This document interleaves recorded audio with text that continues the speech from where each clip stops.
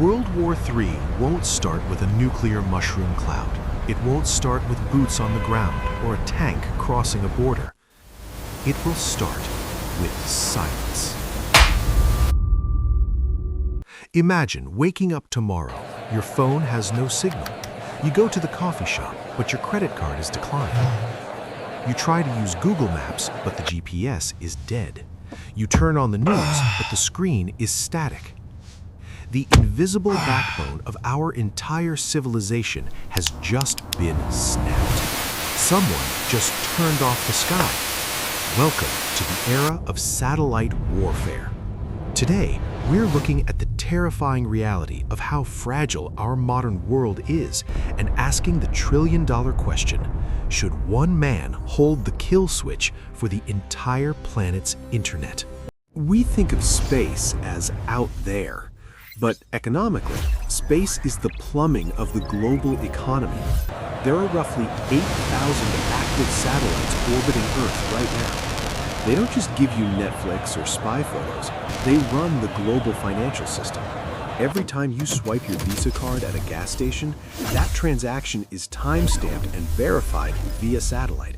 If that link breaks, the money stops moving. And when money stops moving, society collapses in about 72 hours. Most people think GPS is just a map to find the nearest Starbucks. Your Wrong. destination is just ahead on the right. The most important job of GPS satellites is time synchronization. Each GPS satellite carries an atomic clock. These clocks synchronize the power grids, the cellular networks, and, most importantly, the stock market. High-frequency trading algorithms execute trades in nanoseconds. They need satellite timing to prevent fraud. If we lose GPS, we don't just get lost on the highway. Wall Street freezes. Power plants desynchronize and shut down. It is an instant return to the 1950s, but with 330 million people who don't know how to read a paper map. Military strategists call this a space Pearl Harbor. The US military is the most powerful fighting force in history, but it has a massive Achilles heel. It is addicted to satellites. Drones, missiles, aircraft carriers, they all need space data to aim and communicate. All streams converging on the satellite. Russia and China know this.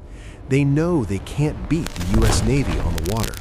But if they can blind the US Navy by taking out the satellites, the playing field is suddenly level. And they have been practicing. Enter the ASAT, anti-satellite weapon. In 2021, Russia launched a missile that destroyed one of its own old satellites, Cosmos 1408. It wasn't just a test, it was a message. China did the same in 2007. These are kinetic kill vehicles. They are basically giant bullets shot into space to smash expensive tech into smithereens. But blowing things up is messy. The modern way to kill a satellite is much more subtle. Imagine a kamikaze satellite. Russia has deployed what are known as inspector satellites. These are small, maneuverable spacecraft that can silently creep up behind a US spy satellite in orbit. They can listen to the data, they can spray paint over the camera lens, or they can use a robotic arm to simply snap the solar panels. No explosion, no debris, just a sudden malfunction. It's the perfect crime. How do you prove it was an attack and not just a technical glitch? Then there's the soft kill. You don't need to touch the satellite, you just need to blind it. China has ground-based laser systems capable of dazzling optical spy satellites. It's like shining a laser pointer in a sniper's eye. We also have high-powered microwave weapons that can fry the electronics of a satellite from the ground. The hardware is fine, but the brain is dead. This is electronic warfare on an orbital scale. But the cheapest weapon isn't a missile or a laser, it's a laptop. Why spend millions on a rocket when you can hack the ground station? In the opening hours of the Ukraine invasion in 2022, Russia launched a massive cyber attack against Viasat, a satellite internet provider. They didn't touch the satellites, they bricked the modems on the ground. thousands of wind turbines in Germany went offline. This proved that the space war can happen right here on Earth through fiber optic cables. But the US has a wild card, a weapon that no government saw coming: Elon Musk. Traditional satellites are big, expensive buses. If you shoot one down, it hurts. Musk's strategy is different: the swarm. Starlink currently has over 5,000 satellites in orbit. He is launching more every single week. If China shoots down one Starlink satellite, who cares? There are 10 more to take its place. It is a hydra. You cannot kill it with missiles. The economics don't work. A missile costs $10 million. A Starlink satellite costs $300,000. Ukraine was the turning point. When the invasion started, Russia destroyed Ukraine's communications. The country went dark. They are closing Then, a Ukrainian minister tweeted at Elon Musk. Hours later, Starlink terminals were active in Ukraine. It saved the war effort. Artillery teams used it to target Russian tanks. It kept the government online. For the first time in history, a private billionaire intervened in a superpower conflict and effectively changed the outcome. We demand an This explanation terrified now. Russia. The array is down. But it also terrified the US government. Completely unresponsive. Here is the problem. Starlink is a private company. It is not the US Air Force. Elon Musk decides where Starlink works. There was a report that Musk refused to activate Starlink over Crimea to prevent a Ukrainian drone attack on the Russian fleet, fearing nuclear escalation. Whether you agree with him or not, pause and think about that. One unelected civilian decided the scope of a military operation. He has his own foreign policy. He negotiates with nations. He is, effectively, a superpower. The Pentagon realized they couldn't rely on Musk's charity, so they started writing checks. Enter Starshield. This is the militarized version of Starlink, encrypted, government-controlled, and designed specifically for the Department of Defense. SpaceX is building a spy network for the US government. This makes SpaceX a prime military target. In the next war, SpaceX assets won't be considered civilian infrastructure. They will be legitimate targets of war. Let's play out the nightmare scenario: Taiwan. If China invades, the first thing they will do is cut the undersea internet cables. Taiwan goes dark. The only lifeline would be satellite internet. But Elon Musk has deep business ties to China. Tesla has a massive factory in Shanghai. Would China pressure Musk to turn off Starlink over Taiwan? Would Musk comply to save Tesla?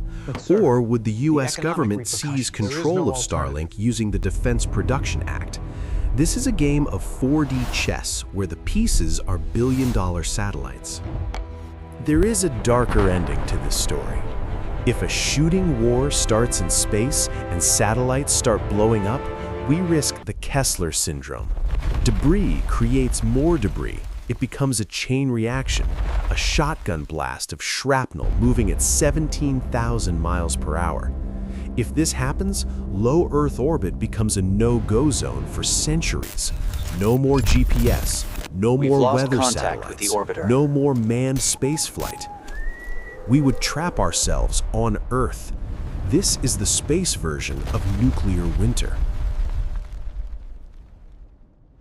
Because of the Musk Risk, other nations are scrambling.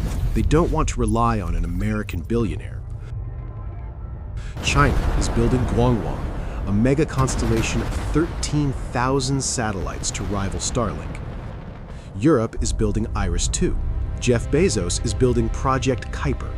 We are heading toward a splinternet in space, a Chinese internet, a European internet, and an American internet. The era of the open global web is ending.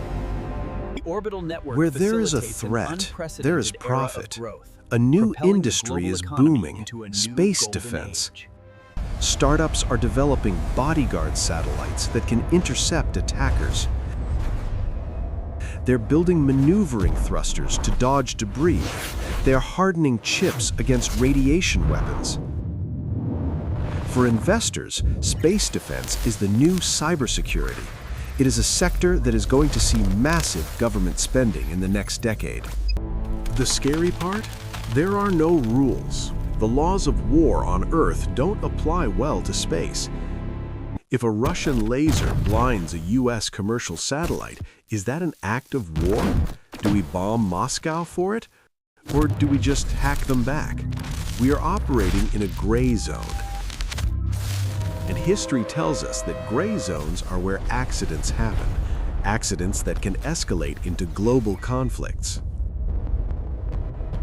This brings us back to the core debate. Should the internet, the nervous system of humanity, be owned by private corporations? On one hand, private companies like SpaceX move fast and innovate. The government is slow and bureaucratic. On the other hand, do we want a future where a CEO can wake up on the wrong side of the bed and turn off a country's internet? We are privatizing the ultimate public utility, and once we give that power away, we might never get it back. To recap, 1. Our economy is 100% dependent on fragile satellites. 2. Russia and China have the weapons to take them down. 3. Elon Musk currently holds the keys to the backup system. The next world war won't be fought for oil or land. It will be fought for orbit. Because whoever controls the sky controls the information, and whoever controls the information controls the world. The internet feels permanent, like the air we breathe, but it's not. It's a miracle held together by radio waves and rocket fuel. We need to wake up to the reality that our digital lives are hanging by a thread. So, I want to know your take. Is Elon Musk a hero for building Starlink, or is he a national security risk? Should the US government nationalize Starlink in the event of a war? Let me know in the comments. This is a debate we need to have. If you want to understand the other big risk in space, the environmental one, make sure you're subscribed. In the next episode, we are talking about space junk, the trash that could imprison us on Earth forever. Thanks for watching The Space Economy. Stay safe and keep looking up.